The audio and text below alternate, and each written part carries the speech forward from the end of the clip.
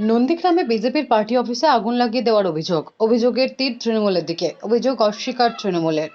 Vote যত এগিয়ে আসছে তত গরম হচ্ছে নন্দীগ্রামের রাজনীতি। গতকাল রাতে নন্দীগ্রাম ১ নম্বর ব্লকের সোনাচূড়া গ্রাম পঞ্চায়েত এলাকার সাউথখালীর ২৭০ নম্বর বুথে বিজেপির পার্টি অফিসে আগুন লাগিয়ে দেওয়ার অভিযোগ তুলল বিজেপি। দেখুন, নন্দীগ্রাম মণ্ডল ৩-এ ভারতীয় জনতা পার্টি এই বিগত পঞ্চায়েত নির্বাচনে সোনাচূড়া অঞ্চল থেকে আমরা জয়লাভ করেছি। আমাদের প্রধান, উপপ্রধান, স্বাস্থ্য কর্মাধ্যক্ষ, আমাদের প্রাণী কর্মাধ্যক্ষ, আমাদের সমস্ত কর্মাধ্যক্ষ থাকা সত্ত্বেও তৃণমূল কংগ্রেস রাতের অন্ধকারে, আমাদের একজন কর্মী বললেন, গত রাতে ১২টা-১টার সময় পতাকা লাগাচ্ছে লুকিয়ে লুকিয়ে।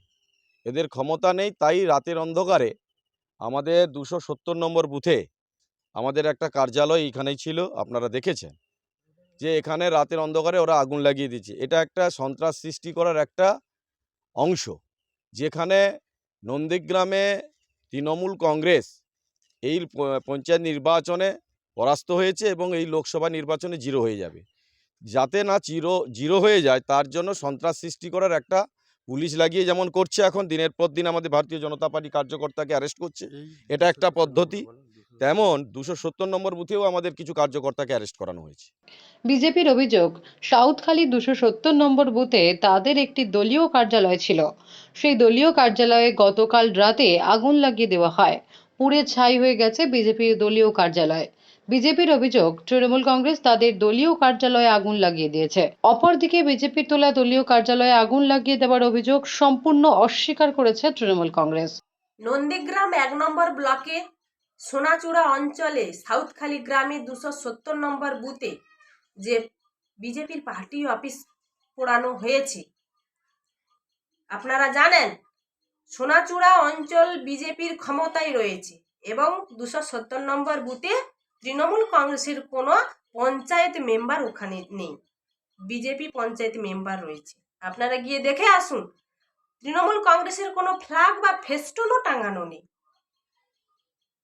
তারা অভিযোগ করছে তৃণমূলের দিকে। কিছুদিন আগে ওই ২৭০ নম্বর বুথে আমাদের এক কর্মী তৃণমূল কংগ্রেস করার অপরাধে মারধর করে হসপিটালে ৩ দিন ভর্তি ছিলেন। তাও আপনারা দেখেছেন যে নন্দীগ্রাম ২ নম্বর ব্লকের বিরুলিয়াতে তৃণমূলের পার্টি অফিসে বিজেপি গিয়ে তালা ঝোলাচ্ছে। যেখানে ওরা ক্ষমতায় আছে সেখানে এই রকম অত্যাচার ওরা করছে। ওরা লজ্জায় বলতে পারছে না, ওদের যে আদি নব মিলে ওদের যে গোষ্ঠী দ্বন্দ্বের ফলে যে এই পার্টি অফিস পুড়িয়েছে, ওরা লজ্জায় বলতে পারছে না যে নিজেদের বাড়ি নিজেদের ভাইয়েরাই পোড়াচ্ছে। তাই ওরা তৃণমূল কংগ্রেসের দিকে অভিযোগ করছে। এতে ওদের লাভও হবে না, তৃণমূল কংগ্রেস এইরকম হিংসার রাজনীতি করে না। তৃণমূল কংগ্রেসের দাবি, বিজেপির আদি এবং নব্য দ্বন্দ্ব ক্রমশ প্রকট হচ্ছে। চেক করেছি, আমি যতদূর খবর পেয়েছি এটা আদি এবং নব্য বিজেপির দ্বন্দ্বের ফল। বিজেপিতে শুভেন্দু অধিকারী আসার পর থেকে দুটো লবি একদম স্ট্রং হয়ে গেছে। একটা পুরনো বিজেপি যারা বিজেপিটাকে চিনিয়েছে এলাকার মানুষকে, আর একটা শুভেন্দু বিজেপি যারা আসার পরই তার দখল নেওয়ার চেষ্টা করেছে। তো স্বাভাবিকভাবে সেই দুটো বিজেপির যে দ্বন্দ্ব তার রেজাল্ট হচ্ছে এটা। তৃণমূল কংগ্রেস এখানে কোথাও যুক্ত নয়। শুনুন, আমি আপনাদেরকে একটা কথা বলি, তৃণমূল আর বিজেপি পূর্ব মেদিনীপুরের গোডাউন একটাই। কাঁথির অধিকারী পরিবার ২০১৯ সালে হত্যাকর্তা ছিল তৃণমূলের, কাঁথির অধিকারী পরিবার বিজেপির হত্যাকর্তা 2024 সালে। ফলত এই একই গোডাউনে দুটো শোরুমে শুভেন্দু অধিকারী কখন গিয়ে পা তুলে বিজেপিতে অফিসে বসেন, কখনো পা তুলে গিয়ে তৃণমূলের অফিসে বসেন। তাই কোন ভাই কেকার অফিসে আগুন লাগিয়েছে নাকি এসব লাগিয়ে এসব রুটি রুজির সমস্যা থেকে মুখ ঘোরাতে চাইছেন।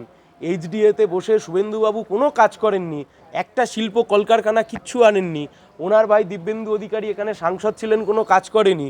তৃণমূলটা চুরি চিটিংবাজি করতে করতে একেবারে নিচে গিয়ে নেমেছে, আবার সেই তৃণমূলের নেতারা এসে বিজেপিতে যোগদান করেছে নাকি এইসব ঘোরাতে চাইছে, সে প্রশ্ন রয়ে যায়। Bureau report, D Bangla news.